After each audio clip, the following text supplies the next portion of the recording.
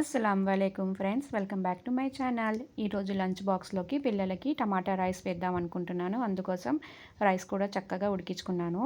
అయితే ఏంటి ఎప్పుడు చూసినా టమాటా రైస్ ఫ్రైడ్ రైస్లే అంటుంటావు అనుకుంటారేమో. మా పిల్లలు తినేవే ఇదేనండి. ఎందుకంటే మా పిల్లలు ఎక్కువగా వెజ్జీస్ ఏం తినరు. వాళ్ళ లంచ్ బాక్స్లోకి దొండకాయ, బెండకాయ, ఆలు అండ్ ఎగ్స్ ఇవే వెళ్తూ ఉంటాయి. వాళ్ళకి ఇవే ఇష్టం అన్నమాట. లంచ్ బాక్స్లోకి దొండకాయ ఫ్రై, బెండకాయ ఫ్రై. ఇంకా రోజు ఇవే ఏం వేస్తాము అని చెప్పి నేను ఇలా tomato rice, fried rice, lemon rice, chapati ఇట్లా వీక్ మొత్తం కవర్ చేస్తూ ఉంటాను అనమాట ఇవన్నీ వేసి.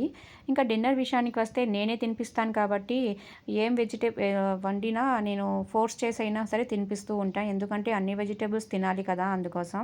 ఇంకా లంచ్ టైంలో మాత్రం నేను రిస్క్ తీసుకోను. వాళ్ళకి ఇష్టమైనదే వేస్తాను. ఒకవేళ ఇష్టం లేనిది ఎప్పుడైనా వేసినా ఆ బాక్స్ అట్లాగే తిరిగి వచ్చేసిద్ది అనమాట. ఇంకా పిల్లలకైతే టమాటా రైస్ వండాను కదా, ఇంకా మా కోసం అని చెప్పి బీరకాయ వండుతున్నాను. బీరకాయలు పిల్లలు అస్సలు తినరు. ఇంకా బీరకాయలో ఎగ్స్ వేసి చేస్తే టేస్ట్ చాలా బాగుంటుంది. ఎప్పుడు పప్పు అట్లా ఒట్టి బీరకాయ లేకపోతే పప్పు అలా చేసుకుంటారు కదా, ఒకసారి ఇట్లా కూడా ట్రై చేసి చూడండి. బీరకాయను ఎగ్స్ ఈ కాంబినేషన్ చాలా బాగుంటుంది. ఇంకా బీరకాయని చక్కగా పీసెస్ కట్ చేసుకొని ఆయిల్లో ఆనియన్స్ వేగిన తర్వాత బీరకాయ ముక్కలు వేసి చక్కగా మగ్గనివ్వాలి. దాంట్లోకి ఉప్పును పసుపు యాడ్ చేసి సిమ్లో పెట్టేస్తే ఇంకా దాంట్లో నుంచి చక్కగా వాటర్ రిలీజ్ అవుతుంది. ఆ వాటర్లోని ఆ ముక్కలన్నీ ఉడికిపోతాయి అన్నమాట.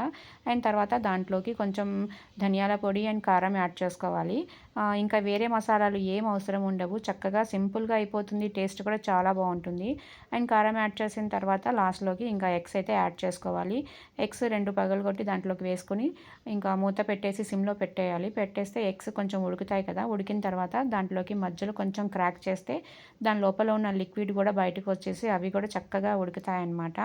అయితే మొత్తం అంతా ఎగ్స్ వేసేసి మొత్తం కలిపేస్తే అంతా మొత్తం అంతా స్మాష్ అయిపోయి నీసు వాసన అయితే వస్తుంది. అట్లా కాకుండా చక్కగా ముక్కలు ముక్కలుగా ఇట్లాగా వండితే చక్కగా టేస్ట్ అనేది చాలా బాగుంటుంది. నీసు వాసన కూడా ఏమీ రాదు.